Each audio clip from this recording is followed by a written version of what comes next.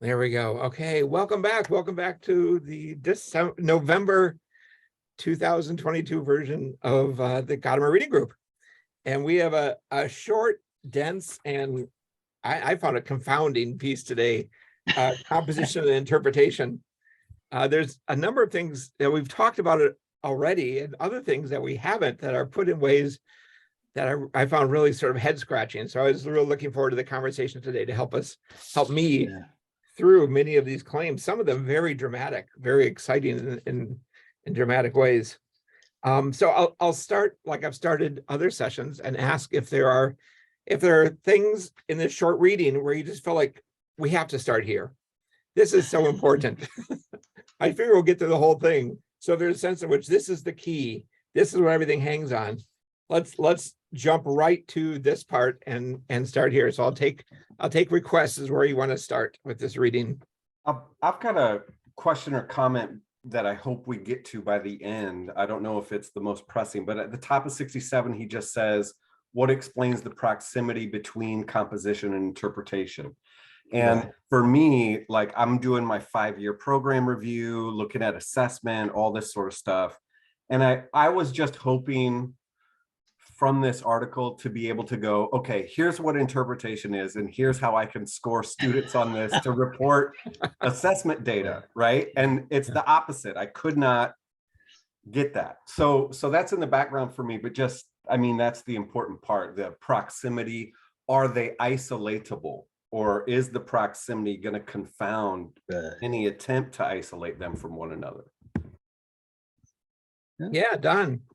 Can I just, yes, when he says on page 70, interpretation is already a part of all composition. It's the same issue. And that puzzled me a lot. I've sort of wrestled with it, and I think I have a notion about it, which may or may not make sense, but this was very puzzling to me. How is interpretation already a part of all composition? What does that mean? Right. Yeah. The German is deuten. Yeah. Yeah. Which is not always what I think we get when we talk about interpretation, but that's in both cases, I think that's the case. Yeah. So should we start there? Okay. Yeah. Okay. Tell me the page number again so we can all get on the spot. Mine was 71. 71. Got it. I'm sorry, 70. 70. Interpretation is already a part of all composition. Oh, there it is. Yeah, the last sentence of that long paragraph. Right. Yeah. Well, I will plunge in here and say I thought I got a clue to an answer when I stopped to think about what he says on 68, that there are two senses of interpretation: pointing to something and pointing out the meaning of something. Mm. And he keeps talking about poetry pointing to something. So I think that's the sense in which that is interpretation. To point to something is interpretation, seems, he says. So insofar as a poem points to something, it's interpreting. Mm-hmm. Yeah. Okay. But Don, is it like at the bottom of 68, is it only in cases, right? Like interpretation is called to task only in cases of ambiguity or indeterminacy. Right. Now the question is, what does poetry point to? Yeah. So is a distinction between saying this poem is about this, it is about what some event or so, and the saying this is what the poem says about it? Is that difference between pointing to something versus pointing to the meaning of something? Or is it this is about this heroic act, Right. and this is what it means to act heroically? Is that the distinction? I'm trying to get sort of an example in mind that helps me separate those two. Well, in that sense, I don't mean to dominate this. I hope so other people have things to say, but in that sense, the poem points to something, Okay. And we can try to explain what that means. And the interpretation points to that in the poem, which points to something. I see. He says elicits that pointing from what is unclear or confused. Okay. So that's the task of the interpreter, to help you see what the poem is pointing to by pointing to things in the poem, because there may be ambiguities in the poem that obscure its pointing to something. And this way I help to clear those up, but there may be unclarity, confusions in the poem. And this helps to clear them up so that now I see, oh, that's what it points to. Okay. It makes sense. Yeah, sure. Is the process different than, I mean, we've got this text in front of us trying to get clear on it. Is it different from someone who at this point might say, well, let's look at the beginning of that paragraph where he says this. And they point to something then that helps us and directs our attention. And then we see, oh yeah, that makes it clearer what's going on here. Right. Is there something about poems that make it a different process? Or is it that process of just drawing our attention toward specific parts of it that help make it clearer? Do you think? Well, whenever I don't understand something and somebody says, well, you see this word here? Mhm. Oh, he's drawing a distinction. I get it. Yeah. Like that. Okay. Speaking of a distinction, on page 71, right in the middle, he gives these examples that are not poetry to try to illustrate or illuminate what he's saying. And starting on 70, he talks about allegory, but then on 71, right where he starts talking about the oracle, he talks about intimation versus interpretation, that somehow intimation is not interpretation. But I'm not sure what the German is there, the two words being used between intimation and interpretation. Does he say intimation and interpretation? Yeah. This is on page 71. That an oracle, right? An oracle belongs to the realm of intimation rather than interpretation. Yes, on 71, in the middle of the page, the distinction he draws is between intimation and intending. Right? Yeah. That seems connected to the idea that everyday language intends a meaning, but he wants to say poetic language. He seems to want to say, well, suppose we say that what it does is intimate a meaning, not intend a meaning. When you intend a meaning in everyday language, your words disappear into the thing that you intend. But poetry doesn't do that. It comes to a stand and persists there. See what I'm saying? Yep. John Beach. I have a suggestion that was very helpful for me in sorting it out. And by the way, thank you for sending out the reminder Yeah. last night. But is that there's behind in the background, he's jumping between two different eras, and things are different in the post-Enlightenment era and in the pre-Enlightenment, and especially the Greek era, with regard to poetry, language, interpretation, and pointing, and so on. Because in the Greek, like with, for example, with myth, he said myth is only possible. Where is it here? On they can only be believed. At the end of that paragraph in the bottom of 70, but it finds itself in the element to which both composition and interpretation belong. Or no, anyway, I don't know where exactly he says it here, but there's something that's already accepted by everybody. There's a unity. There's a sort of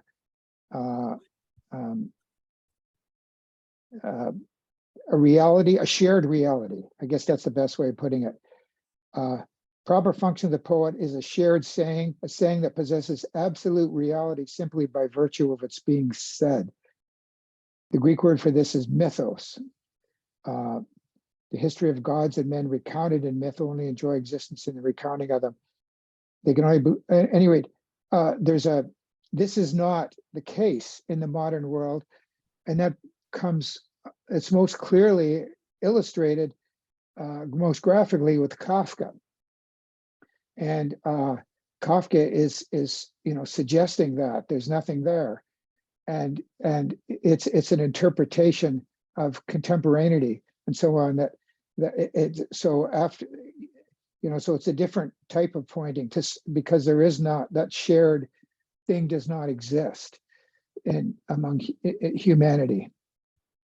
And he alludes to this several times throughout. And of course, he jumps back and forth as he always does between the Greeks and the modern in everything he writes, whether it's about practical philosophy, ethics, or hermeneutics or anything. Does that help? Does that give a bit of a signpost, a bit of a weight, a distinction that helps clarify things a bit, perhaps? Yeah, he makes a distinction on the first page between extreme cases, lyric poetry, and then the other extreme is the novel, where he talks about contemporary novels.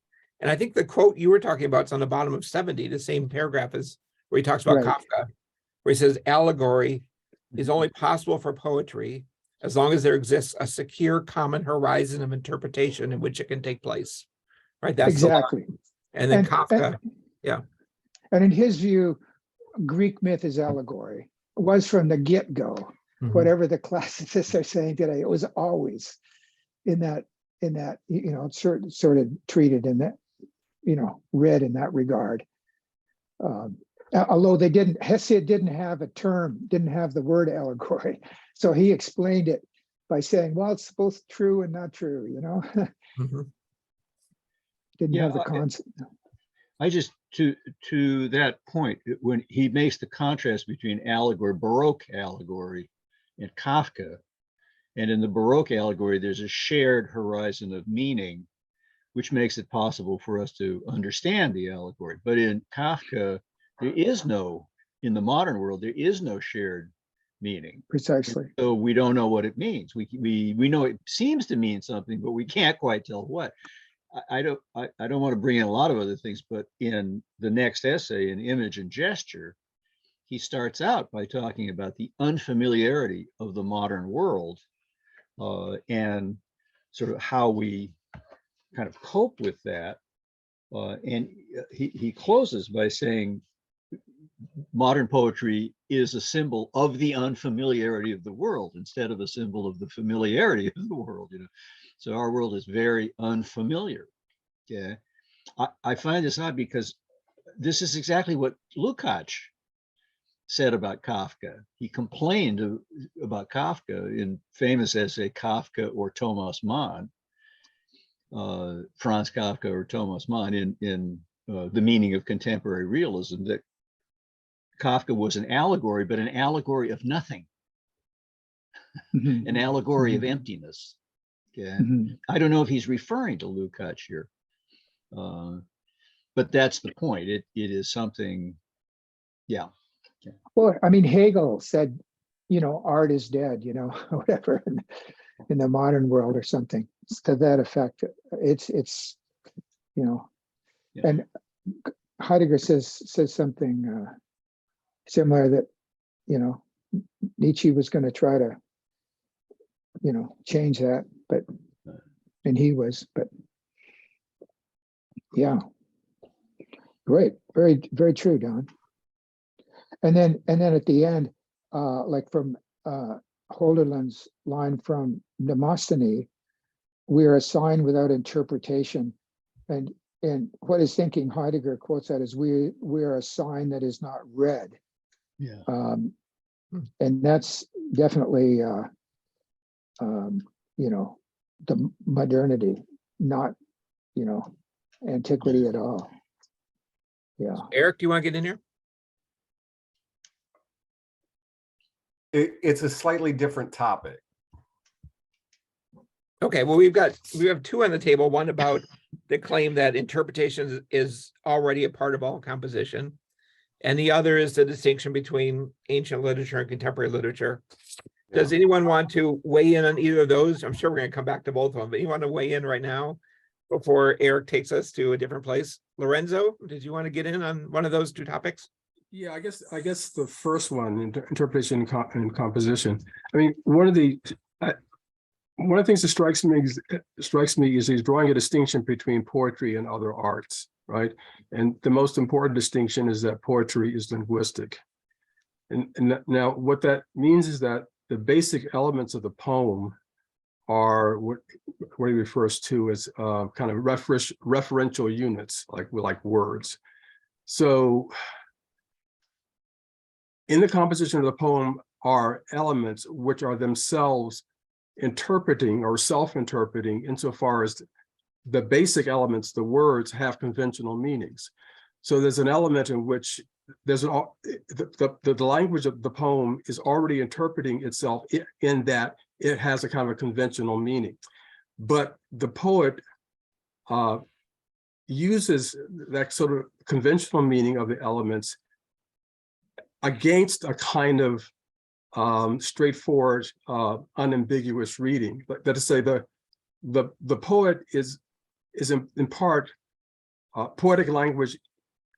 It seems to be saying is intentionally ambiguous, and which led me to think that part of what's going on here is something like kind of what philosophers of language call a conversational implicature. That's to say that it's using language that has a traditional, conventional meaning, but is intentionally somehow obfuscating that meaning. And that's part of what the poem, that's part of the job of the poet in a way. So it's as though the ambiguity is sort of baked in. It's intentional, and that's part of the compositional intent. And so I think that has something to do with the way in which he's trying to connect composition. And that's not even so much the poet's intention, but the poet is using words which have a conventional meaning and arranging them in a certain way, and so that they will have a meaning that escapes the intention of the poet. And there's always constantly this play between referential language and self-presentational language, I guess, or poetic language and referential language. And the poem is a kind of, it's the interference between the two. Mm-hmm. And so I think that's part of what's going on here, is that the composition includes interpretation, and that it's starting with building blocks that are self-interpreting, namely sort of words. Mm-hmm. Yeah, good. Thanks. Abdullah, did you want to say something about ambiguity that connects to what Lorenzo was just saying? Probably. Can I just raise? Sure. Do you hear my noise? Because my computer is like it's going to be explode sometime. So yeah, here ambiguity is not an epistemological drawback, but one of the ontological characteristics of the work to be interpreted. It's inexhaustible, and I understand this idea relates to inconsumability of the meanings of the text, or the surplus of meaning that Ricoeur writes on. But this very sentence on page 69 really perplexes me. So it reads, art demands interpretation. No. So the ambiguous meaning of poetry is inseparably bound up with the unambiguous meaning of the intentional word. Mm-hmm. So what makes it inseparable from this unambiguous meaning of the intentional word? And I understand this intentional word is not the intended meaning of the author. So what is this intentional word itself? Is it something like phenomenological object? No. Is it something phenomenological like the intentional object? I really didn't get that intentional word here. Yeah, but he's talking about an intentional word. What is he referring to? If it's not talking about the intentions of the poet. This is in the chat. I put the quotation towards the bottom of the page. A genuinely non-objective poetry would simply be gibberish. And I was looking into conceptual poetry last night, preparing for our conversation, and the genre where, right, like, so you have this person write a poem and then they deliberately pick the 7th word in the dictionary for every word in their poem. So then now they've replaced their poem with these 7 words lower in the dictionary. So when you read it, it is gibberish. And so at that moment, that what I'm hearing him say, that's an example of a non-intentional word where it's broken down, like any sort of communication has been broken down. And the conceptual poets that I'm thinking of are doing it deliberately to like challenge our ideas of language, or because they want to look deep when they're not. I don't know. Okay, I like that example. Lorenzo, did you want to have thoughts about? Yeah, I agree with that. I mean, I thought about Dada poetry would be an example of that, it seems to me. Right. Yep. Nonsense poetry. Right.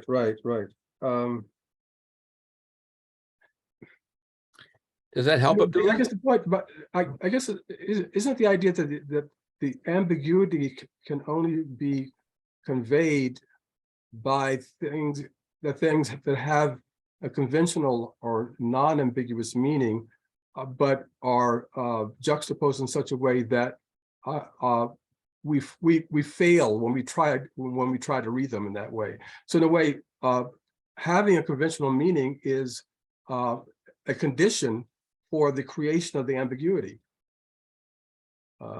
It wouldn't come off if the words didn't already have a sort of a referential or conventional meaning. So if we say Juliet is the sun, yeah, we know what the sun is. We know who Juliet is. right. What makes ambiguous is the way they're put together. Right. Yeah. Done. Yeah, I think the intentional word is the everyday word, where the word disappears into the thing you mean. You don't pay attention to the words, you pay attention to the things you mean. In a poem, words are structured in such a way that the poem comes to stand. And this word stand is very important for him. And the ambiguity he's talking about that it then points to, he gives this example of Oedipus on page 71, okay? He talks about Oedipus, and Oedipus, he says at the end, all human beings, Oedipus is like all human beings in that he has to wrestle with the ambiguities of fate. So it's the ambiguities of the human condition, it's the ambiguities of our existence that poetry constantly points to. But in order to do that, it uses as its materials, the way sculpture uses stone, it uses as its material words, as Alonso is saying. And those words are ordinary words. They have to mean something. So he is quite direct about saying, I don't like poetry that is gibberish. I don't like poems where they pick the 7th word in the dictionary. The result is nothing, you know. I mean, a friend of mine said, these are poems, you don't understand these poems, you get them. You get what they're doing, you know.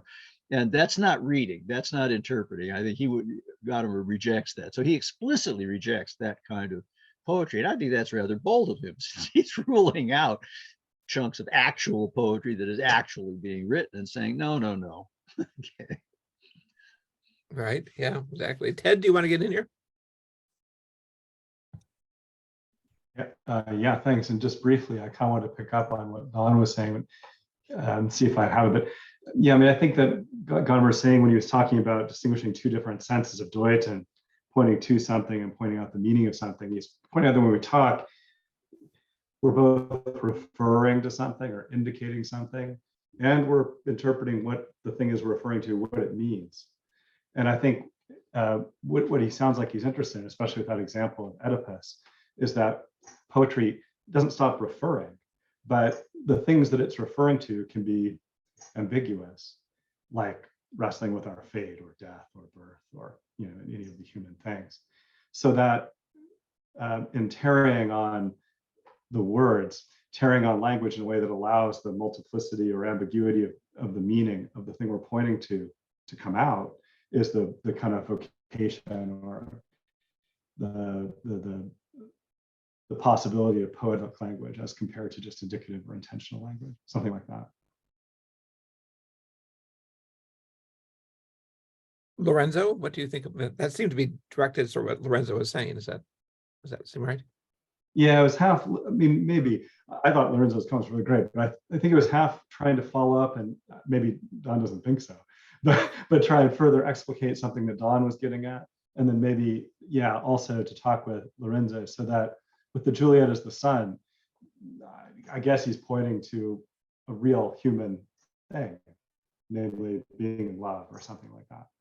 And that's ambiguous and complicated.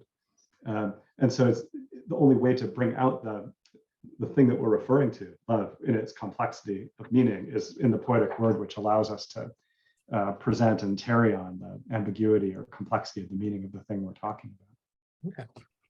So the poetic language produces a kind of ambiguity that works well because these features of life are ambiguous, but only work in contrast because they are working with what he calls the unambiguous meanings of intentional words.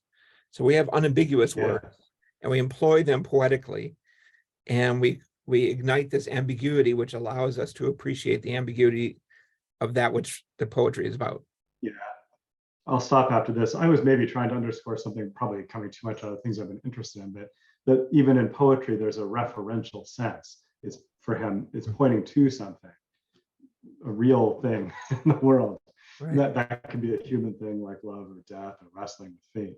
And that the greatness of the poetic word is not that it takes leave of these real things, but that some of those real things are so ambiguous and complicated that they require the poetic word, a kind of new use of conventional words, as Lorenzo pointed out, that can capture them in their complexity and ambiguity. Yeah, great. Eric, are we still on the topic, or you answer to change the topic again? Well, I mean, it's not really changing the topic, but I just, to take a step back, I want to know what the occasion for this specific essay is too. Like, does anybody know, like, the moment he presented this? I'm not finding information about that so much. Like, is he responding to someone specifically for a specific conference? Because at the very beginning he says, I don't want to get into some dispute with literary studies. All I want to talk about is hermeneutics, right? But yet he wants to contribute to some topic or ongoing conversation. Like, who is this essay really for? And I was just wondering if that would help a little bit. Yeah, it says it's a lecture given to the Darmstadt Academy for Language and Literature in Darmstadt, which was founded, I'm looking at its history right now, is founded in 1950 or so to focus on German literature. So it's a literary theory group. Yeah. Does that help a little bit? I can put their website up here. They're still around. So, but just for clarification, he got invited to give a talk to a literary studies society, and he started his presentation with, I don't want to get involved with people who do literary studies. I don't want to get into any fights with people who do literary studies. Yeah, exactly. Something like that.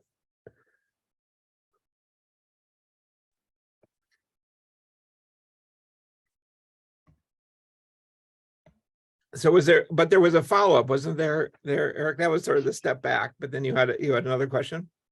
No, that was to provide context. I'm still, right, when people are talking about the poetic language is still pointing, but referencing like being in the world, I'm thinking about Ricoeur talking about productive reference rather than descriptive reference, this sort of thing.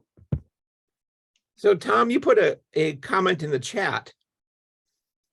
Do you want to put that out on the table? We can talk about it. I would, especially because I hit enter too quickly, so it doesn't make any grammatical sense. Apologies. That's a good way to contribute to the reading group for the first time, isn't it?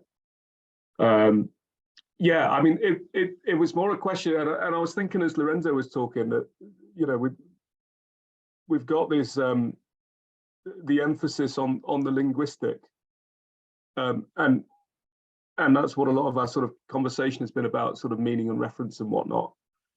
So it's really a, you know, genuine question about, but surely the point of poetry is rhythm, right, and meter, and it's not just that it uses allegory, because like film can use allegory, video games can use allegory, like everyone can use metaphor.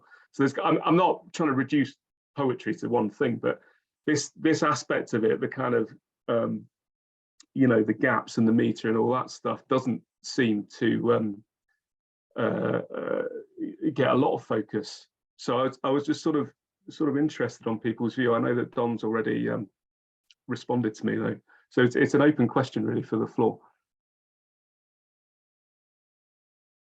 Yes, it's a good question. Don, did you want to?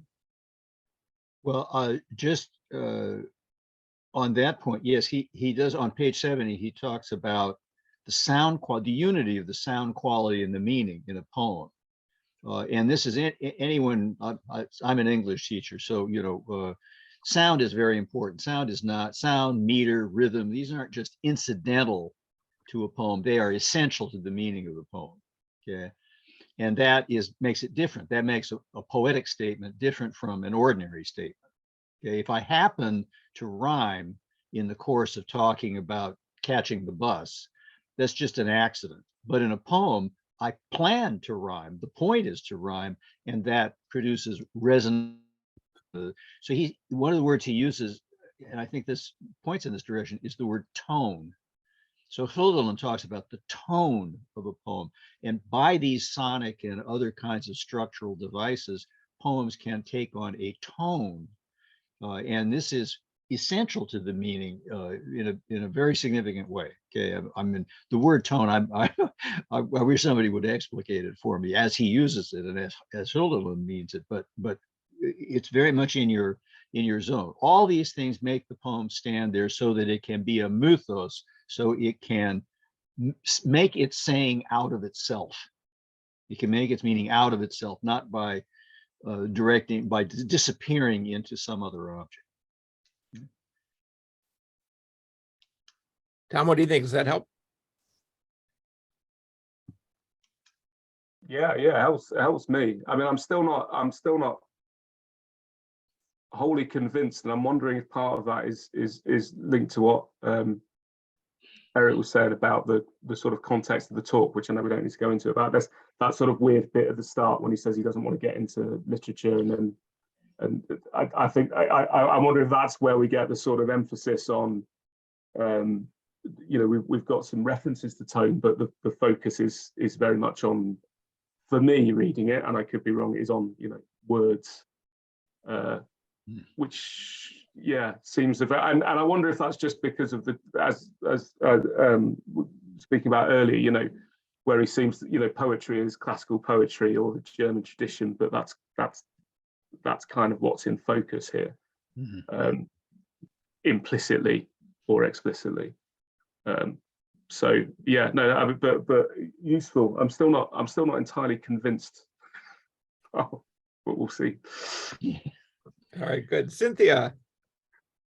Yeah, this is in response to what Lorenzo said, and also maybe a little bit of what Tom is raising, and that is, it seems to me that in music, instrumental music or absolute music, you can do the same thing as what Lorenzo described. So within a linguist or within a musical community, you can have sort of recognized understandings of like what a major chord sort of communicates, maybe happiness, I mean, to be overly simple, or minor being sad.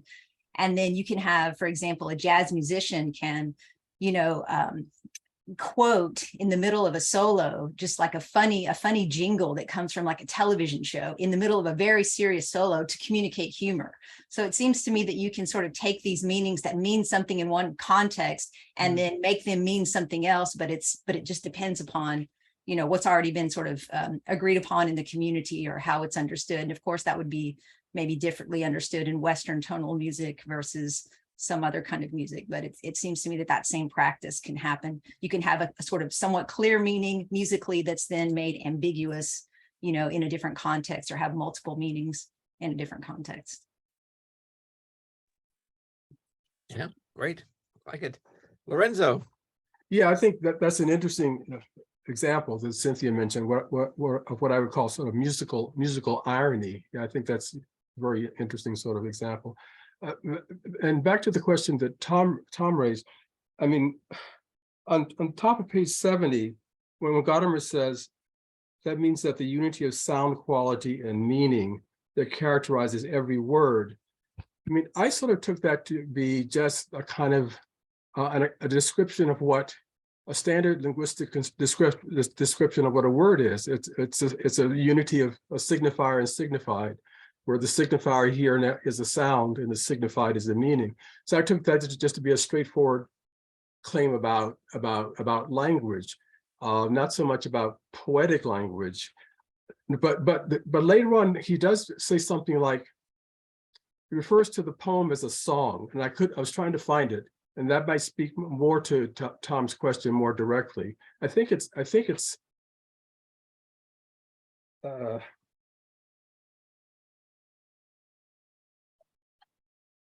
and I just can't put my finger on it now.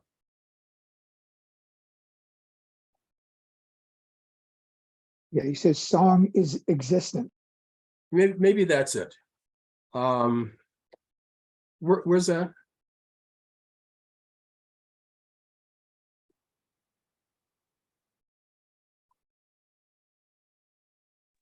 I don't remember where it is, but I think that's what you're referring to. Yeah. And I sort of wondered what he meant by that. And perhaps that what he meant by that is closer to what Tom is concerned about. That's all. Yeah. I think it's sort of what Ted meant by it, I think, in a way. It's pointing to something very real and something that is being, yeah. But he says song.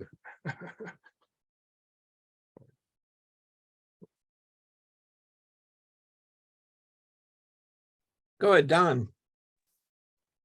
I'm not sure I can answer that because that's a wonderful phrase and worth thinking about a lot. I just want to go back to this question of pointing, and the poem points, but he keeps saying it points to the open. And then later he will use this open realm that points to an open realm. He will use it in conjunction with other words, the open realm of ambiguity, the open realm of interpretation, the open realm of indeterminacy. Okay, so this is the kind of thing that the poem points to, but it points to it in and out of itself. That's why it's a mythos. Okay, in Kafka, when he talks about Kafka, he talks about this. What does he say? It's on page 71, I think, where Kafka's writing opens out into a realm of ambiguity. So all of these things are, again, as Lorenzo was saying, these are exactly what the poem does. It uses the ordinary words, but it puts them together in such a way that they come to stand, and thus, out of themselves, point to the ambiguity of human existence. And I think that is the song of existence, but why song? Well, because the song has a structure, but we can't say what it means. It has a meaning, but we can't say what it is. We experience it. We know it. It is, as he says in another place, it is the being of meaning, not the knowing of meaning. Okay. Yeah.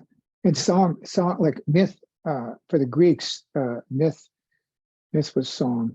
Mm, and yeah, mhm, there's mhm. the issue in Heidegger, and he says, you know, myths became split off from logos in with Plato, and Gadamer wouldn't say that, but well, in a different way, meaning with a different Can I just meaning. add that the chat, Jamal gets exactly the sense. Interpretation seems to be a genuine determination of existence rather than an activity of intention.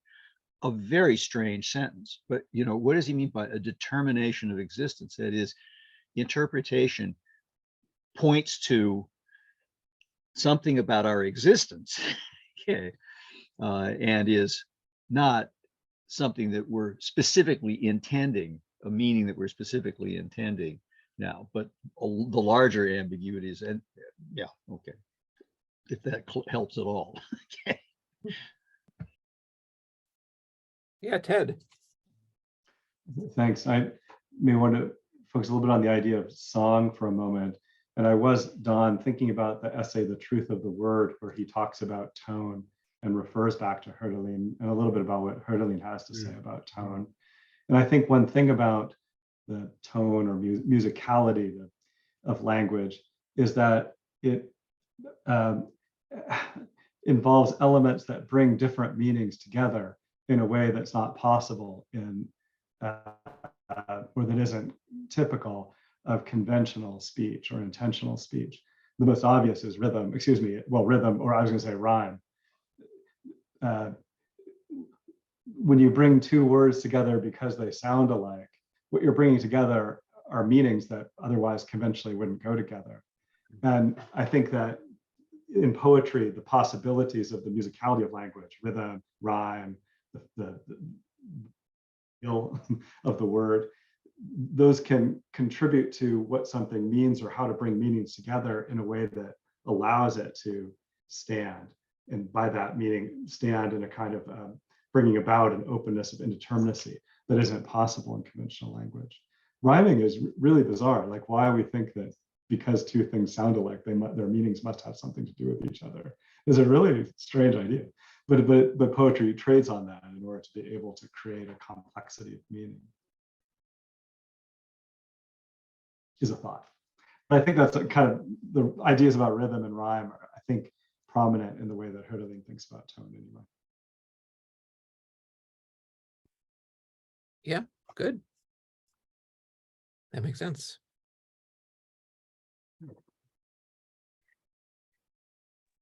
Just, Does it feel like we're making progress on the original question about how interpretation is already a part of all composition? I know, Karen, there was some discussion going on in the chat about different kinds of interpretation and how different kinds of interpretation might make more or less sense of that sentence.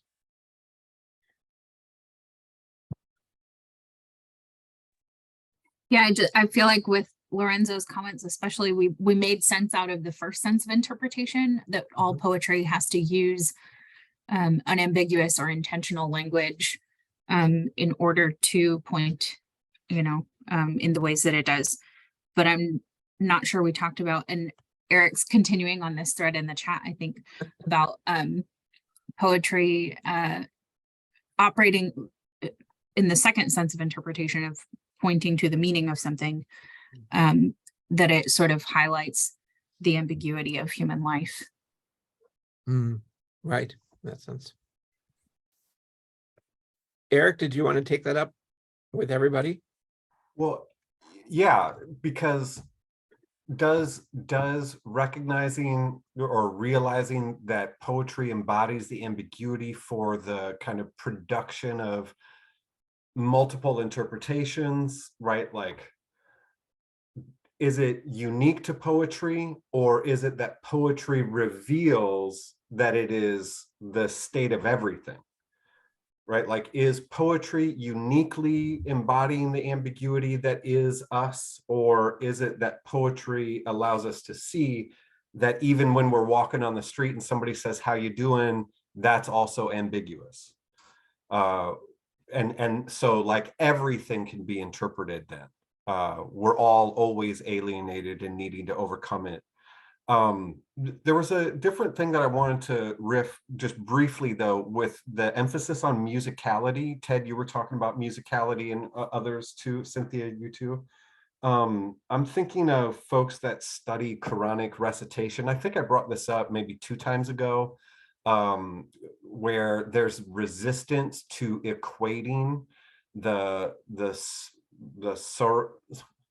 what is the S word? Soronic, the noise quality of recitation, to not equate it with music, but instead see the rhythm and tonality and all this stuff of speech or recitation as a distinct thing from music. That the musical analogy can actually undermine the bringing out of meaning that quality of recitation can do. So why is it, do you think? What would be behind the claim that thinking about this as putting music to words? I'm trying to find it. I've got my John Sells we can approaching the figure out why that Quran. might I'm be trying to right. find it where he actually says that. Like, don't think of it as music. Think of it as, you know, specifically to language, but Yes, Don.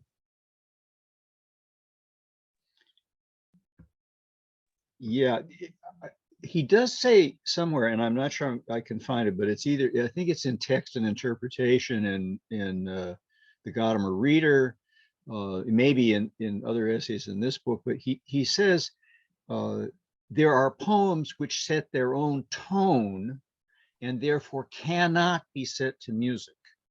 And he talks about Hölderlin in that regard, okay?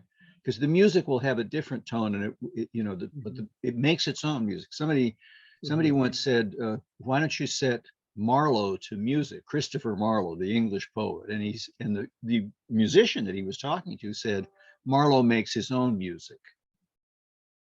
So Gadamer seems to feel that poetry has its own tone and its own way, and reciting it the right way will bring this out, but it's different from music. So it's you know, okay. So I'm just agreeing with what Eric's pointing to and saying that Gadamer does explicitly say that in some places. Yeah.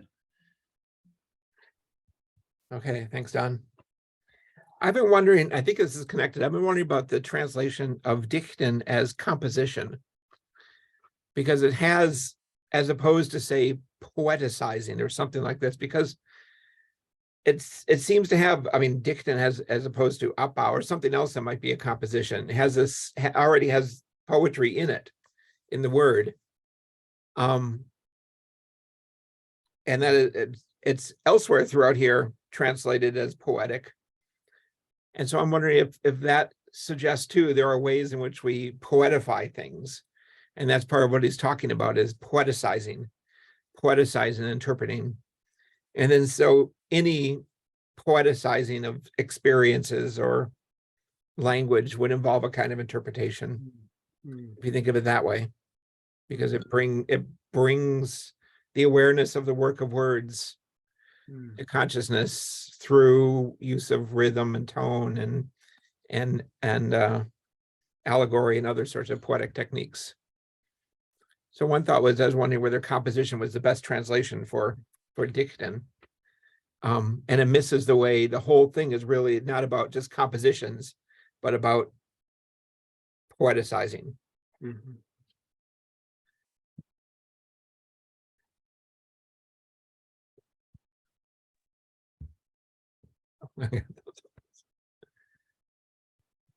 so David, just for clarification, like you're wondering if the essay would make more sense if instead of composition, it was translated more explicitly that it's always poiesis or poetry that's at issue. It's not composition as such. Right, exactly. It really focuses on that poetry is in the German version of the word there. That's not coming through.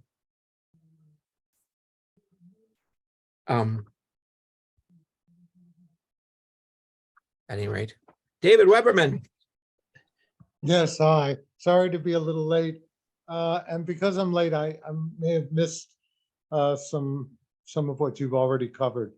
But I wanted to kind of test something out on you, which is a way of just trying to get at the basic thesis that the whole essay ends with, or, you know, sort of the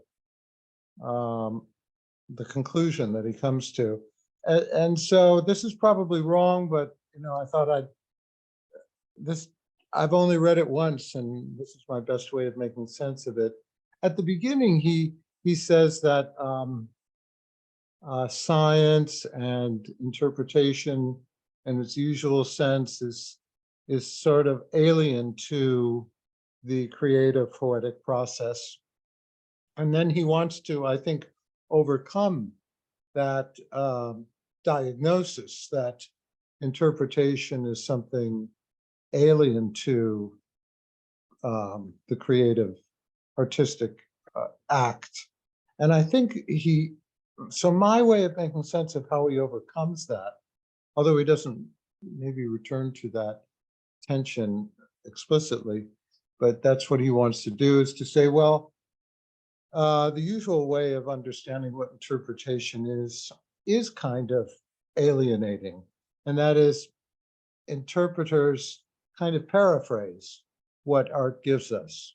And there's something alienating about wanting to paraphrase art. And but then there's a deeper sense in which interpretation is akin to art and doing the same sort of thing. And the way I understand that would have to do with understanding, seems to me, the two key pivots, which are reference or Zeigen, and the other one being ambiguity, or I think it's Mehrdeutigkeit, so polysemy or the multiplicity of meaning. And as I understand it, then both artists and creative artists and interpreters, creative interpreters, are engaged in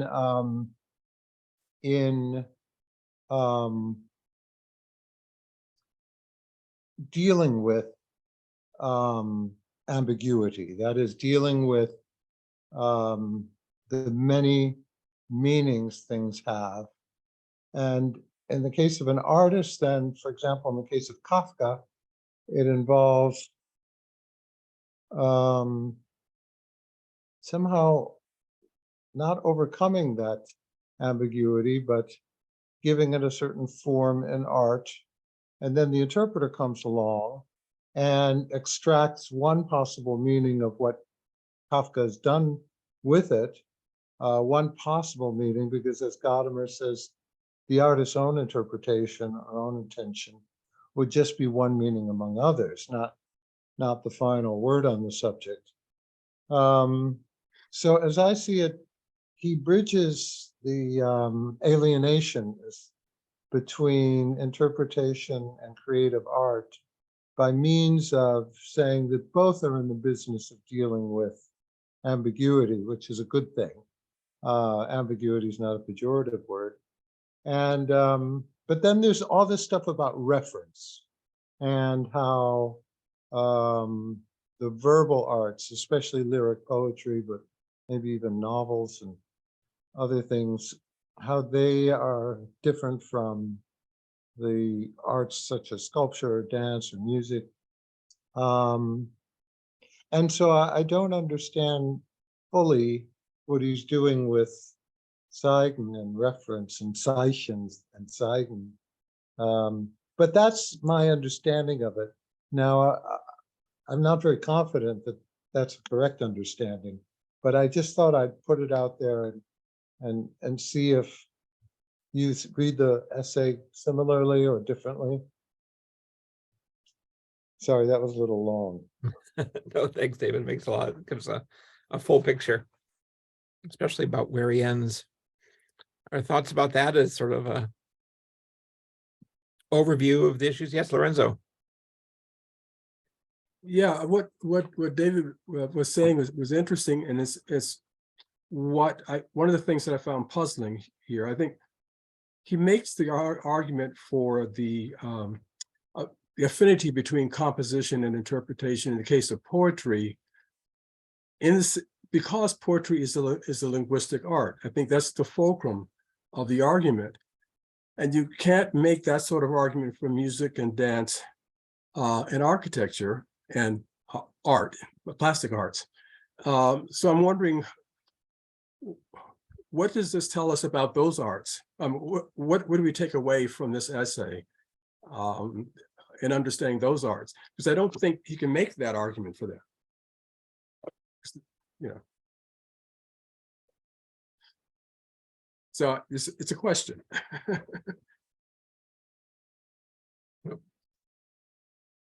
I mean, myself, yeah, no, it's a good question. David, do you have thoughts about that? He may have put his hand down very quickly as soon as I asked him. But yeah, the question is whether Sorry, the I wanted to lower my hand before you asked me, Dave. No, I'm just listening at this point. Yeah. I think what Lorenzo raises just now is very important here. That is this disjunction between the verbal arts and the nonverbal arts. Yeah. But I'm not sure how to fit all this together. So I'm muting myself and listening. Though he says that he wants to say not only that it works for poetry, but that poetry has a priority over the other visual arts. Mm-hmm. So part of the question is, well, what's that priority? It seems to be that poetry does something that the other arts are trying to do, perhaps better. He says that language summons a visual artist to work. Even if they're not working in language, language is still operative here. And so in some ways, when they move away from language, then they're turning away from what is essential, or something is lost, does he think?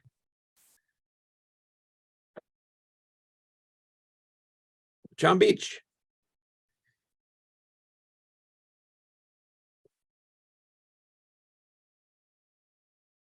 John, you may have to unmute yourself.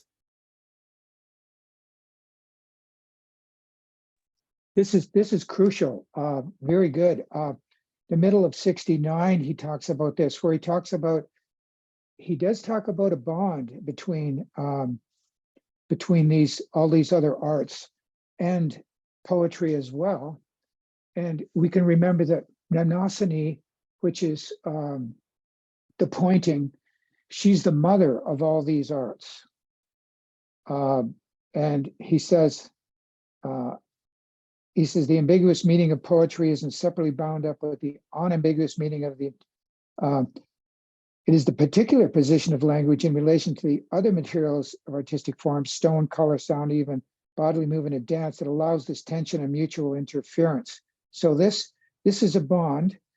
It doesn't mean they're identical. It doesn't, eliminate the distinction between language and these other arts. But I think at the very end, like, it's still a point. There's still a pointing. They're all still the pointing of mnemosyne that Hölderlin talks about, that the sign that is not read in modernity. So it's complicated. That's what I was going to say, but it's definitely essential to what we're talking about here. That's all I wanted to say. Yeah, great, thanks. Niall. I just wanted to maybe address the thing you said, David. I think the translation of the dichten, it's relevant that that's a verb, right? And composition isn't. So that might be worth it. The composition sounds too substantive to me, as if there is this thing called composition, not a doing or something that's happening. So poetizing, I think, would be good. But the comment I want to make, or a question, is on page 71, when he's talking about this determination, this kind of general determination of human existence. I think the point is, and perhaps this has been said, but the point is that it's not as if we're human beings and sometimes we do interpreting.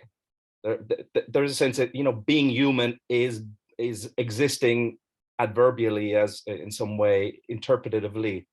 And I think that's the point. But And then he seems on page 71 to move down, and he wants to talk about the interpreter and what the poet does, or what the poem and the interpreter do, as kind of this Spiegelspiel, some sort of mirror play of one another. They set one another into relief, right? So there is in some way, the ambiguity is reflected across. There's a type of ambiguity that we see reflected back at us. But then on 72, he refers to real poetry. And I thought there's something about real poetry, he says, that transcends both interpreter and poet. And are we back, my question so is, are we back at this intensification of being, the uniqueness of poetry as holding open the open, something like that, right? Poetry, it doesn't simply open something, it holds open something that's already open. But it seems to take precedent over the activities of interpreter and poet at a certain point. So my question is, what is that definition of real poetry? What is it that real poetry is doing? Is it connected to the culmination of the essay, which is about truth and falsity, or hiddenness and unhiddenness? Is there some sort of typical Gadamer move that poetry says something and holds itself back in the saying at the same time? It withdraws and shows. Do you really mean your question? What is real poetry? Yeah, well, because there is, yeah, well, it is a question, right? So what is real poetry? Meaning, but are you asking it as a criticism, not as a pursuing the answer? No, it's ambiguous in a bad sense, right? In some sense, right? Well, so if you say, well, what's real poetry? You must have a sense of poetry that hits the target and poetry that fails to hit the target. So the real poetry, great poetry, does something that banal everyday language cannot do, or bad poetry cannot do. So what's the doing that beyond, that transcends poet and interpreter? Yeah, and why introduce that new, seems like a distinct, there's poetry and then there's real poetry. I'm scanning the German right now to see what's happening there. Try to find where it's at. I think that's an excellent question. I'm just going to quick jump in. And I see a distinction, because here's the distinction that we make in modernity that the Greeks didn't make. Techne, making poetry, writing poetry for the Greeks is techne. It's producing something. It's no different from making a shoe. It's the same word, the same type of knowledge goes into any kind of making. Whereas here he's talking about the real poetry is something that transcends any making. I would say that is that's what springs to my mind, Neil. Now, yeah. I'm trying to find. That's a negative definition, right? Sorry, that's a negative definition. It does, I agree, transcend techne. But what is it that it's doing in transcending techne? Well, what is the characteristic of this real poetry, or the experience of it, which seems to leave both interpreter and poet behind? Well, it's not a product. It's not a product of human reason. It's not something that humanity cannot make. He can only behold it. It is not something that we make, or that we can have knowledge, or that can be taught or learned or to do. It is just something that we hit on that is there before we were ever there, just like music existed before we ever existed. If I may. I'm not sure it's as strong of the distinctions in the German. I mean, it's was eigentlich ist. It's just what is authentic. What is that sense? Wo ein Gedicht ist immer schon übertroffen. So, and I think he would say about regular poetry, it transcends both the poet and the interpreter. Wouldn't he? And he wants to sort of suggest, I like what David said, and we pointed out here about the way that he wants just that all poetry, all poetizing, or however we say it, is interpreting. And so interpretation isn't a threat. And the interpreters are actually trying to do something similar that the poets are trying to do. It's not an enemy, but sort of a colleague in ambiguity. And that when we find ourselves in front of poetry, great poetry, it always transcends both the poet and the interpreter. Something like this. But Henry, you're waiting to get in here. But Don has his hand raised before, or I know, but we haven't heard from you yet. Okay, I thank you. sometimes skip people so that we get some new voices. Yeah, actually, this discussion about real poetry, when I was reading the text, I didn't think too much of it because like Gadamer always use this kind of thing. Right? When we are reading a real text, neither the writer nor the readers has priority over the other. When we are in a real dialogue, neither side of the conversation has a priority over the other. So I was thinking it's just like his usual thing of saying the world of the poem is it transcends both sides of the conversation. So I didn't thought too much of it. I don't know if the discussion right now is reading like way too deep into what maybe just is just a passing remark by Gadamer. Actually, I wanted to ask a question, but because I was late, I don't know if this has been established or discussed already. Like earlier on in the essay, he talks about two meanings of interpretation, right? The pointing to and the pointing out something. So so after this part, is it like whenever he uses the words interpretation, he's using one or the other, or so like I want to make this clear, and it wasn't very clear when I was reading. Does he like saying one is the proper way other over the other, or I don't know if you guys have already established that. So it's just another thing I wanted to be clear about. No, that's great. That actually came up, but we didn't answer it, I don't think. But Don, do you want to wrap up this thread started by David Weberman about sort of the arc of the piece? And was your comment on what others have said in that previous scene before we turn to that distinction between kinds of interpretation? Well, it was more a response to Niall. Okay. It's a question of real poetry. I mean, I think Gadamer, on the one hand, he often talks in vast generalities. Poetry does this, poetry does that. But if you sort of pin him down, I think, or stop him, he will say there are some things which aren't quite poetry. One example of something that's not quite poetry. Poetry is supposed to point to the open ambiguity, the open realm of ambiguity. Okay. But when we point to a definite thing, that's not really poetry. That's maybe ordinary language. But there are poems that do that. And so later in this, if you happen to have this in, not as a printout, but in the book, in relevance of the beautiful, on page 136, he talks about this, and he talks about engaged poetry, where it has a political agenda. And it's verse, but it's not poetry in that it points to a specific thing. It's not ambiguous. Okay? It doesn't point into a realm of ambiguity. So in a way, it's not quite poetry. I mean, an example I would think of is Brecht's poem, The Solution, which ends with the government. Wouldn't it be easier for the government to just dissolve the people and elect another? It was written after the people revolt. Okay, I don't know if you know that poem. Okay, do you know that poem? Okay, so it was written after the East German, a revolt in East Germany, and the head of the writers' union, rebuked the people and said the people have lost the confidence of the government. And he says, in that case, wouldn't it be easier for the government just to choose another people? Right. It's a poem. Yeah.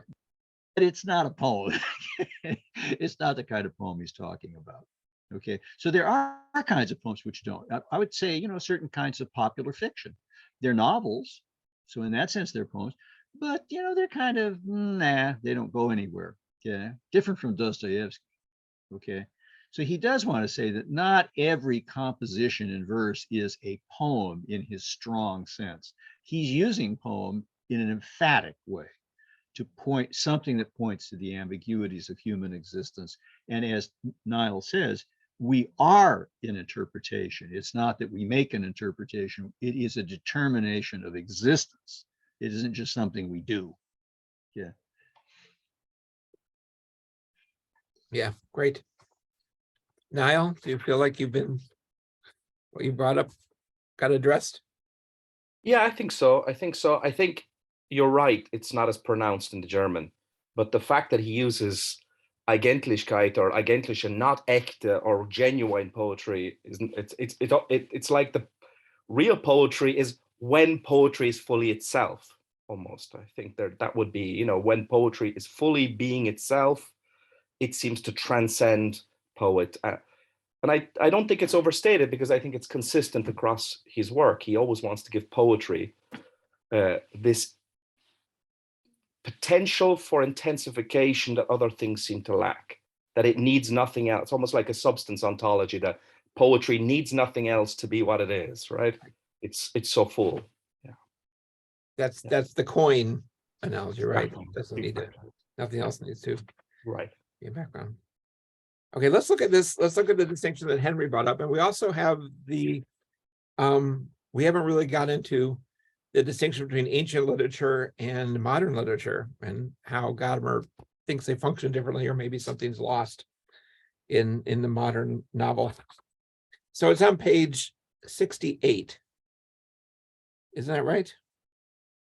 Two different senses of interpretation. And we started talking about this. And I thought it might help if we had examples. Though I'm not sure my examples were the helpful ones. So has anyone got a good handle on this distinction and some examples that might help us out?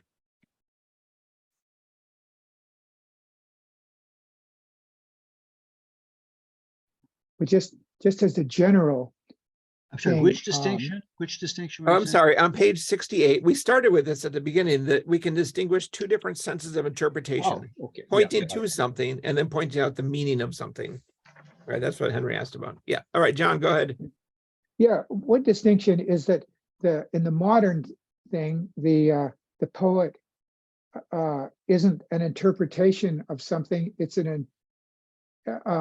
we don't just have to follow their interpretation or try to guess their interpretation. We have to interpret their interpretation. So it's almost like a two-step thing, because what we all share is not there, like it's no longer there. That sort of universal sort of thing that we all know to be true.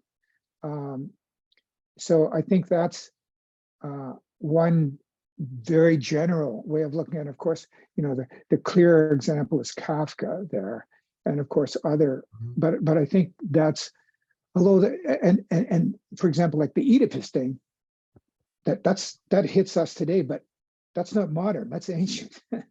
And so so I think there's this, in modern, there's this, it's a pointing toward. So that's what I would say, generally speaking. Okay, good. I've got an example. I was just teaching Amy Jill Levine's short stories by Jesus, and she's talking about Jesus's parables and how Luke, Matthew, and Mark, and John doesn't even have any parables, but that they each edit or preface the parables in different ways. So it's kind of like you've got Jesus's parable, then you've got Luke's prefacing the parable so that you're primed to take it a certain way that goes kind of against the content of the parable. So then you've got Luke's interpretation of Jesus's parable. And then now as a reader, I've got Levine's critique of Luke, who's critiquing Jesus, and then me reading Levine, right? So each of those is a layer of interpretation, but that Jesus's parable itself is the self-interpreting one. Thus, when we interpret the meaning of something, we actually interpret an interpretation. There's the Jesus' parable is the thing that is already self-interpreting, but that we're always interpreting the interpretation, something like that. I don't know. I'm trying to think of other examples.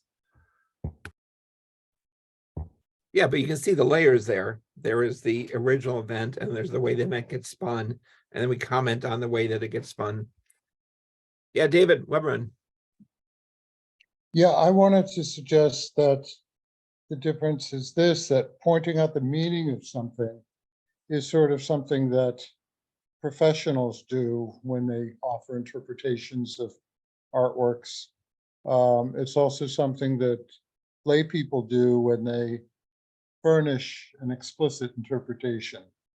But pointing to seems to be referring.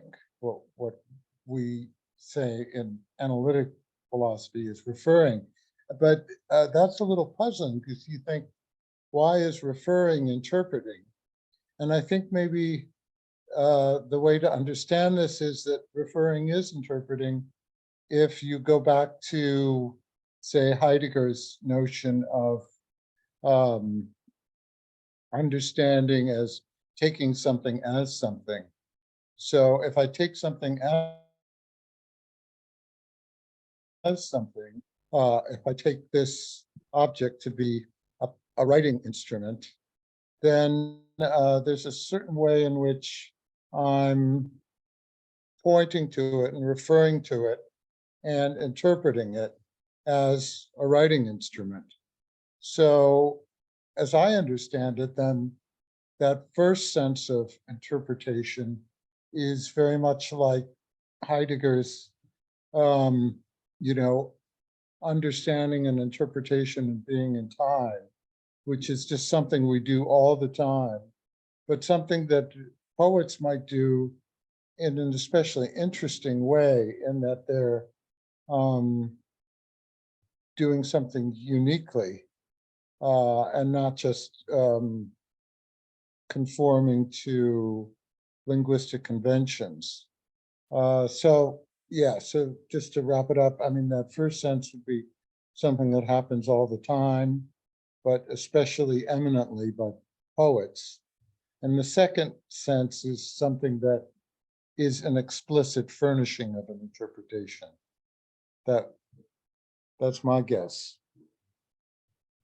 if that makes sense. Yeah, that makes sense. That makes sense.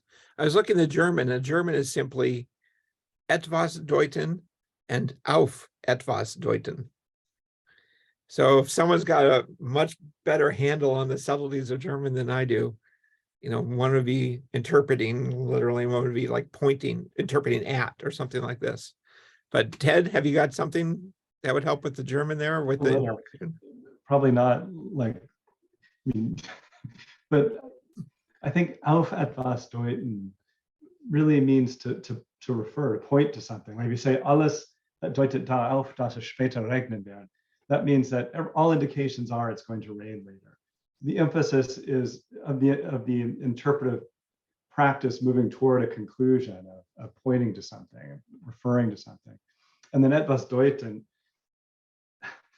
I think it can mean even almost like to clarify.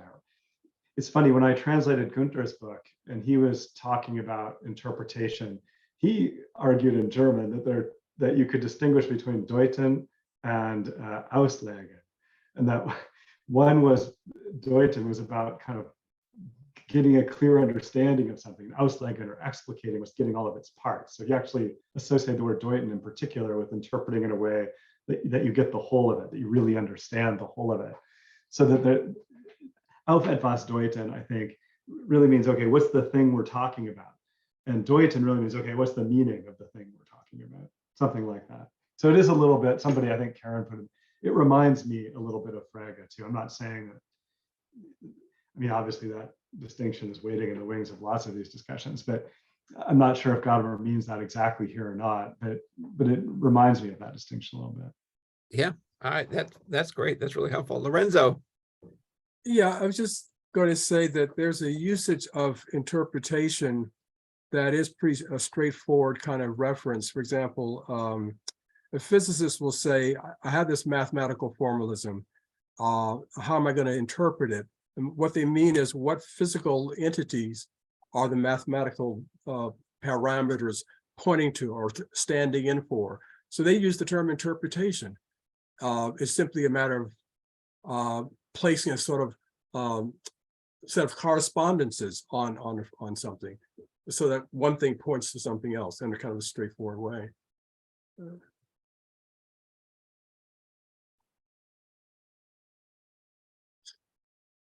And it seems to me that this in part how Gadamer is using it in the first sense. So he says, indicating the functions as a sign. In fact, when Gadamer talks about language versus the scientific domain, he uses the term sign to talk about the tokens that science uses, as opposed to what he wants to talk about. Yeah. Okay, good. Good. Ted, is your hand still up, or do you have something else you wanted to add? Okay, Don. Yeah, this is a little different from that. I just wanted to return to the question that was raised about the contrast between what he thinks of as the sort of Christian humanist era and the collapse of that era in the modern world, so that certain kinds of shared meanings are not available to us. That is, we live in a world which is unfamiliar. We don't really have a generally shared sense of what it means. Okay, he talks about this in other texts as well, in Image and Gesture, which follows this one. But here he talks about it, I think, at least 3 times. He talks about it on page 67 when he talks about the novel. And he says, okay, the novel is, in a sense, the novel is an interpretation of life. Okay, but as the modernity has come, we've seen the disappearance of the narrative perspective. That is, the narrator who sort of runs things, and indeed the dissolution of the very idea of action.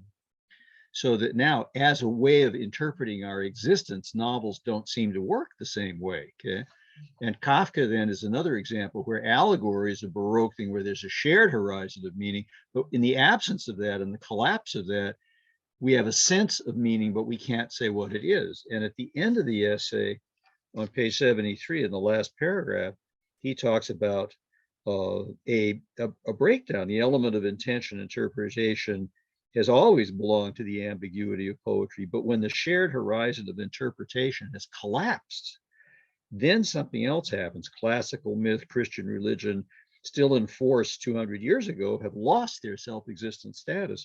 So what we, in this breakdown, this will be reflected in art, and the way it's reflected is by a greater prominence, a greater significance for the role of interpretation in the art. And he mentions Kafka, Thomas Mann, Musil, and Broch, and those are very well chosen examples, you know. So the common, and this means that the poetry itself becomes an interpretive activity even more evidently than it would have in a realm where we shared a common horizon and could use against that common horizon, could interpret what was in relation to that common horizon.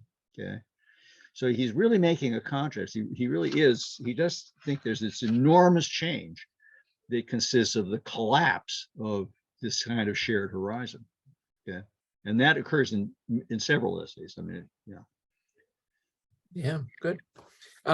Yeah, and so in the absence of the shared horizon, we rely on interpretation even more to try to bring things together for us. And the works themselves become interpreted even more. I see. The works become interpreted. Okay. Yeah. That makes sense. Okay, Henry, did the distinction that you were asking about, do you feel like that got cleared up? Yeah, and it seems to connect together. So like after this collapse, does it mean that we can no longer rely on the first type of interpretation? We can no longer point to something because that something is no longer there, and we must rely on the second sense of, maybe not we, but maybe like art and poetry has to rely more on the second sense of interpretation. Is that what the implications are? What would you say, Don? That when we have a shared background, that the works themselves are pointing things out, And Well, we've lost that. Now we need more of a sense of the meaning of something. It needs to be more explicated. We need things have more laid out in front of us rather than just seeing where they're headed. yeah, so they become themselves highly ambiguous or complicated. I was thinking of Finnegan's Wake, actually, but where narrative dissolves and the narrator dissolves and the language dissolves. Where are you? What has happened here? You wouldn't exactly you turn to George Eliot. I mean, it's kind of F.R. Leavis. You turn to George Eliot for a morally serious representation of life. Yeah, okay. You read Finnegan's Wake, and F.R. Leavis runs screaming from the room, saying this is impossible. But that's our condition, and we can't pretend that we can read things that way. We can't pretend that art can function for us in the same way. It is inherently ambiguous because our lives are ambiguous. Our existence is ambiguous. And it makes us realize that. So you don't think that Gadamer thinks something has been lost then? You think that society has changed and a new kind of art then is more suitable for the ambiguity of the present age? I'm not certain of the answer to that. John Beach knows more about this than I do, but yeah, I think John thinks I don't know if he thinks it's just different or if it's a loss. Yeah. I don't think he wants to restore it. He's not asking us to go back to that. Certainly not. Yeah. It's irrecoverable. It's gone. We need to make what sense we can out of the lives we have now. Yeah. John Beach. Okay, here's a little story I got for you of a conversation I had with Gadamer. So we were heading somewhere on this trip, and he had given me a book. Anyway, I gave him, we had talked about something, so I gave him a copy of D.H. Lawrence poems as a gift. And then we were talking, and I said, I read his book, Women in Love. And I thought, at the end of it, you get this feeling, wow, now I really understand women. I said, and then I thought about it and I said, no, I don't understand. I don't understand women at all, and Gadamer says, oh yes, that's true. Novels are just to fool you, like just to make you think that, yeah, so that's, he didn't have a great, and I would just say one other thing that's really striking that I would just mention here, that it's going to throw a lot of work at you, but the ancient world had no such thing as religion. And Gadamer talks about this, and even the modern Greek contemporary historians of religion talk about it. They had no concept, they had no word. None of the ancient religions did. So so we have that barrier. See, we have that, we don't know what it's like to live in that kind of a universe where just it's shared, it's there, it's real. There's no, so that's why that relation, even though it ends sort of, and the concept of religion first comes in, in maybe the 18th century, it first comes into our language. But that's a second point I was going to make. Okay. Yeah, thanks. Ted. Yeah, I was thinking about some of Gadamer's later essays where he's talking about the break in tradition in reference to art. And he kind of talks about that sometimes in reference to, in connection with Hegel's thesis on the pastness of art. And the same about Don's comment, there might be a way to think about it with Gadamer that is a little nuanced. Like I don't know that he only thinks about this transition in terms of loss. I think maybe he thinks that modernity brings to the fore a possibility of the affinity between interpretation and composition that remained latent in the first part of the Western canon, but was always there. I think the idea was that in the classical Christian humanist tradition, yeah, there was still a kind of kinship of interpretation and composition, but a lot of the interpretation was, as it were, in the offing because of the continuity of the transmission of meaning over that heritage, that tradition. And when that broke, it wasn't so much that something was lost, but that something that had always been going on in the relationship between interpretation and composition came to the fore in a new way and became something that burdened poets and readers alike in a new way, but at the same time then opened up new possibilities for interpretation, something like that. Yeah, all right, very well put. Are there other thoughts on this this issue of the gap, the change that has occurred, and how it's affected composition and interpretation? Yes, Niall. Yeah, it does relate. I was going to ask a question, but it's actually on point. The reference at the end to the renunciation of certainty, that does seem to be a little bit. It's not, Gadamer's never apocalyptic. I think Ted's right. It isn't all negative, but it seems as negative as you might get at that point, because it's a very strange translation in the English. It's a kind of more of a dismissal, right? There's a dismissal of certainty, but I'm wondering what is the certainty that he's referring to? He uses Gewissheit, and this definitive word doesn't even seem to be there in the German. It's a strange interpolation to say a definitive word, renunciation. So tireless efforts to discover the definitive word of interpretation is marked by the renunciation of certainty expressed in Hölderlin's Nimmersunne. So what is that renunciation? What is the certainty? What is the dismissal of a certainty? It seems quite a charged comment that is perhaps not altogether negative, you're right, but more negative than usual. So certainty. What is that certainty that saying by Hölderlin contains? Good. Thoughts about that? The Abweisen and Gewissheit.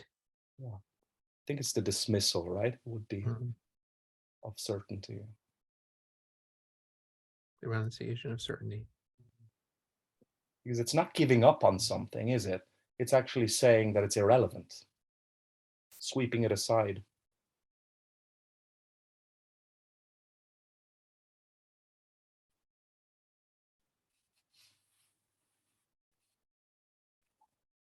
So we go from ambiguity to certainty, right? I could think of two just brief things. Certainty is, as you know, Heidegger talks about when veritas, became certainty in the modern world, and that's of course the Cartesian sort of thing. And the other thing I was going to say was that with the Greeks, in contrast, what the myths, what was said in the myths was something they experienced every day in daily life. They that was their internal, emotional, absolute up against experience of how it really is, of the way it is. That was what myth expressed. There was no dispute. There was no denying it. We don't have that. We have to have belief. They didn't have that. And but there is something about certainty. I don't know. It's that's a good question. Now it goes both ways. Yeah, thanks, John. So now the way I'm looking at this is the maybe you said this and I was too busy trying to look at the German, but that the Hölderlin line is expressing a certainty that you could just have a pure sign. You didn't need interpretation, and it was like fully present, and that was enough. And we realize now that's not the case. That there are no signs without interpretations. The poetizing and interpreting have to go hand in hand. We need both, and that is becoming more and more obvious. And we can give up the idea that poems can just exist and be poems and do the work they do without any interpretation. Is that fit with how you were seeing it too? Is the certainty contained in Hölderlin's hymn the certainty of the ambiguity in some way, without trying to be clever, right? Does it contain both what it says and what it doesn't say? it indicates and it says something which is in it, but also hides something in the saying, because it's not scientific certainty that he's talking about that's being dismissed, right? It's Right. the scientific certainty has dismissed that certainty. Mhm. Hulderland, Right. Don, help us out. Yeah, right on. I like what Beach and Niall are both saying. So a little later on page 79 in the next essay, for this, but I think it's worth bringing in here. He says, the only thing that is universally familiar to us today is unfamiliarity itself, momentarily illuminated by an ephemeral glimmer of meaning. But how can we express that in human form? And he goes on then to talk about gesture. And he interprets gesture in the paintings of Werner Schultz. So the term gesture, which occurs a few times in this essay, is resonating against that background. And in that same essay, Image and Gesture, which maybe we should have read with us, he talks about Greek religion, and he refers to Walter Otto, a wonderful book on the Homeric gods. Okay, and he says, this is why we can still experience their reality despite the fact that their original religious and cultic significance of these myths has disappeared. They remain real for us because we too can still be dismayed by a sudden transformation in the appearance of things. One event can change everything at a stroke. We too are familiar with darkness, perplexity, madness, catastrophe, sickness and death, love and hate, jubilation, arrogance and ambition, the whole vast range of human sufferings and passions that the Greeks experienced as the real presence of their gods, which is what John is sort of saying about it. So I think he's saying that what's been gained in an odd way is that we can really understand the Greeks, not humanistic Winkelmann vision of the nobility of the Greek noble beauty that was imposed on us, but we can understand what the Greeks, because the Greeks are really facing the same situation that we're facing.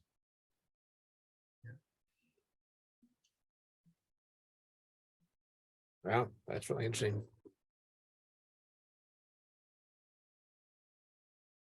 This Lorenzo.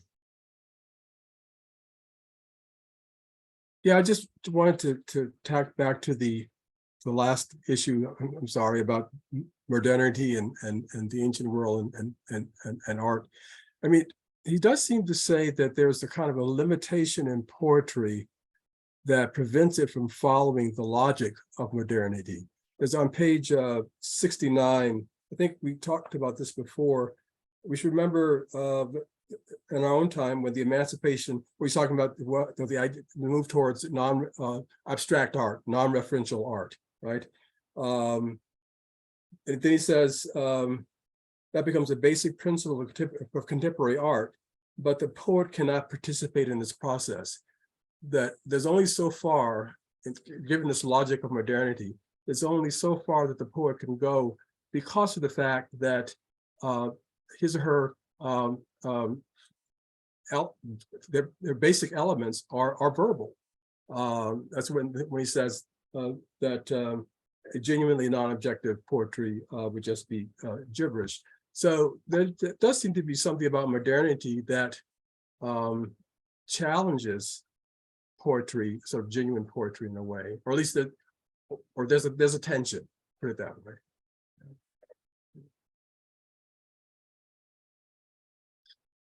Yeah, I see that.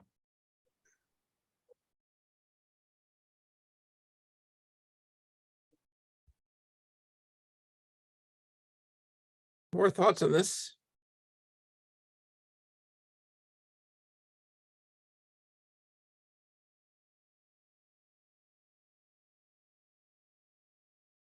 Just that I like that phrase, we can't follow out the logic of modernity in his view, because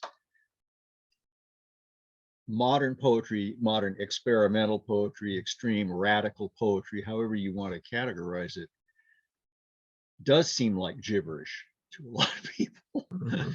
And that is intentional. I mean, it is destroying meaning. So I think there's a place in modernity where he draws back. I mean, he still is sufficiently traditional that he can't go as far as Dada or certain kinds of contemporary poetry. He just won't go there. Yeah.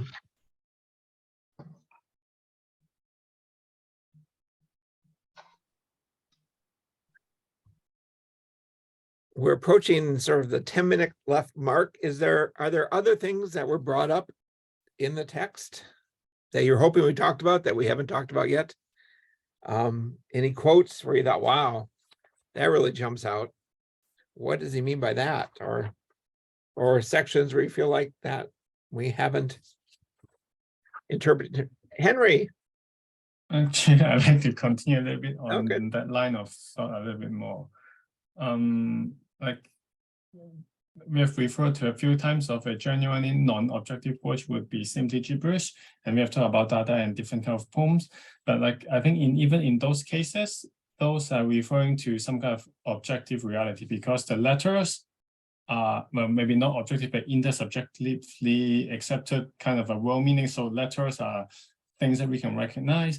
So if like, since poetry relies on language, right? Like if in this case, whereas a genuinely non-objective poem would not even be able to use letters in this sense, I think. Like not even nonsense word, but not even letters. It will just be scribbles. And I think like he's trying to push it to that kind of extremes. Okay, so it doesn't use anything even recognizable as language. At that point, is it a different art form?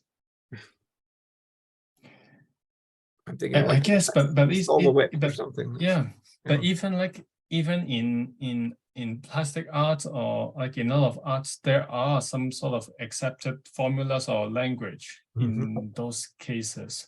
So I'm not sure like if poetry really have a special place. I know like Gadamer always love to put literature and poetry in a special place, but it feels like in this particular case, it's hard to make that argument. Like Cynthia has mentioned, right? Music, we know that the major scale, minor scale, all the different scale have meanings, right? Like using those scale would convey some meaning. If we discard all of those, like music can sound like gibberish as well. And the same as like plastic arts, there are some meanings behind certain kind of symbolisms. So yeah, I feel this so the two things, right? The way he puts poetry and language as on the top of the podium seems a little bit iffy. And the other thing is, yeah, she just said I want to highlight that the object reality is pointing to, it's more comprehensive than just like words, but I think it should include just letters or all symbolic, recognizable for word forms. Yeah. What do people think about that? I think that makes sense. Although he's focusing on poetry, much of what he says about art and interpretation, how it functions here, would seem to apply to more than just poetry. Though, on the other hand, his argument is so focused on language, he seems to think that this is just an argument about poetry, and that's why poetry has a special place. Lorenzo, you're the one who brought this concern up initially. Do you have more thoughts about it?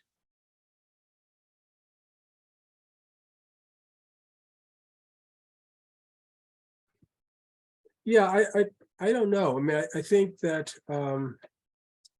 you know, just letters, isolated letters wouldn't count as how would I put it, semantic elements in the way that words would. I think that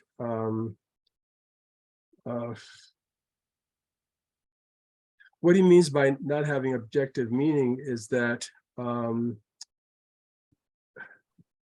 there's no convention for an unambiguous reading of something or something of that sort. And the idea, I know people often talk about music being a language, and there are many sort of similarities. I hesitate to go all the way with that. And to the extent that I do so hesitate, I don't see how what Gadamer is saying about poetry applies to the other arts.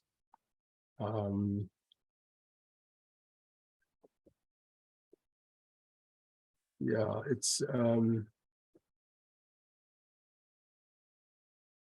yeah, I guess that's all. Yeah, that's all we got at the moment. Yeah. Yeah, yeah. Thanks. I mean, people talk about there being a certain sort of visual language for painting. But it doesn't seem to have the kind of status of convention that the language does. I'm not being very clear here, but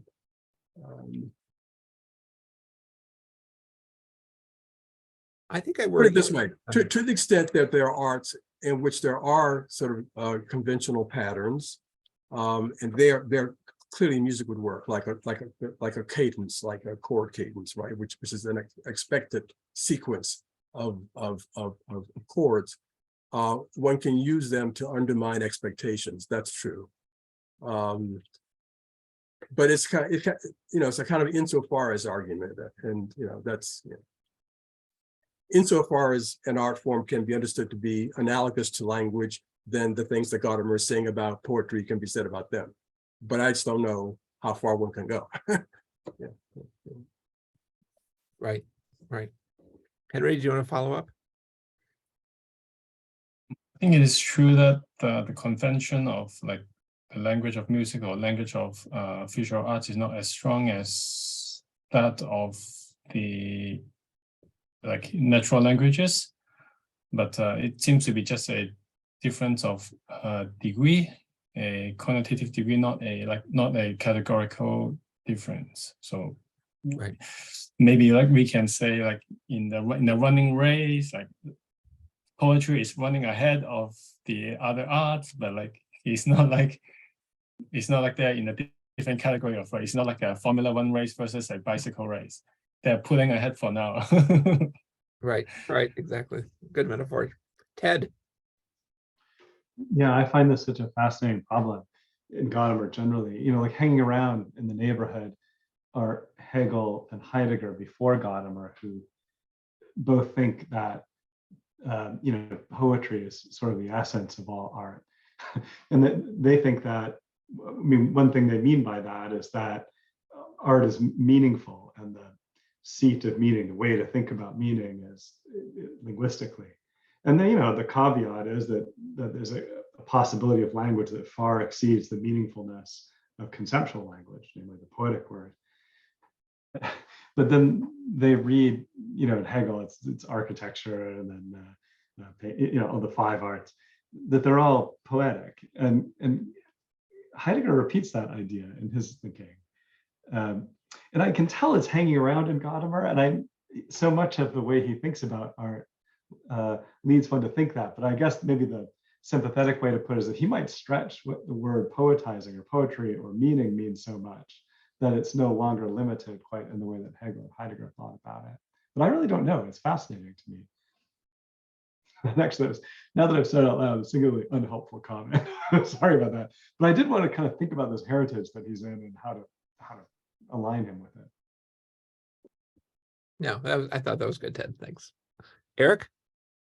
Yeah, building off that and still referencing Henry and Ted and Lorenzo, that there's this is what I was trying to bring up at the very beginning about assessment, where I was working with some colleagues in theater, in communication studies, and literature, and philosophy, and religious studies, trying to come up with a standardized assessment for this grouping of courses under the category of interpret texts. And so I just said, can they identify the subject matter, and can they identify one thing that's being said about the subject matter? And then the response from the other faculty was, I think dances are texts. I think video games are texts, right? And this gets to, like, Henry, your point. And I just kept thinking, I don't want to do philosophy about text right now because we have a task to have an assessment where we're getting data, right? Like, and so for me, it was not useful to collapse them into all of these are texts and we're all always interpreting. And it was more useful to say, let's partition this as this, and philosophically we can explore this, but pragmatically we have to get results. Yeah, no, I understand that. Hey, Cynthia. So just going back to the idea of the different arts, it also seems to me that the visual arts, they do have a kind of language, and that is they use certain symbols. So, and they do them in creative ways, like a skull or something. And we would, think about, what that might mean just in our ordinary life. And then you put it, you have the Dutch painters that put it in these, beautiful fruit, bowls. And all of a sudden that has now the meaning, you're pointing to that, but now it has the meaning of like the transience of life, or the vanity of life, or whatever. And then you have another painter that takes that same topic up and does it in a different way that might talk about, that would redefine that meaning. So it just seems like there are sort of symbols that, are communicated in a way in this visual way that then can have, an abundance of meanings that we recognize. Yeah, good. And of course, they can use words as well, integrate words into their static works of art in combination with images in interesting, ambiguous ways. All right, we're approaching the end here. Are there final thoughts? Yes, John Beach, you can have the final thought for us today.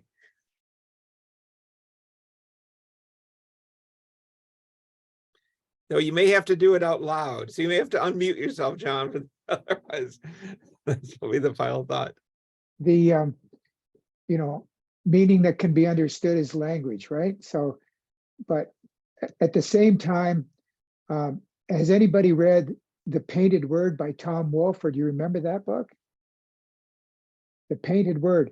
He basically said that in modern art in New York, like especially, well, he was writing for New York, he said, there is no, without theory, you can't see anything in modern art. Nothing makes any sense. You've got to have the theory so people can know how to see, how to look, which is whatever that means. It's not Gadamer, but I mean, I just thought that's an interesting perspective.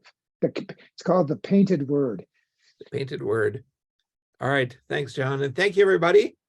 Next time we meet, it'll be 2023. So if you have suggestions, I've got sort of a running list of things that have been suggested for readings. If you have suggestions, things you feel like we really haven't hit this area of Gadamer's scholarship, or we really should go back to something, or some of you just dying to talk about with a group of people who are interested in Gadamer, please let me know and I'll add them to a list and we can vote on them. So thanks, everyone. We'll see you in 2 months. Thanks. Bye. Bye.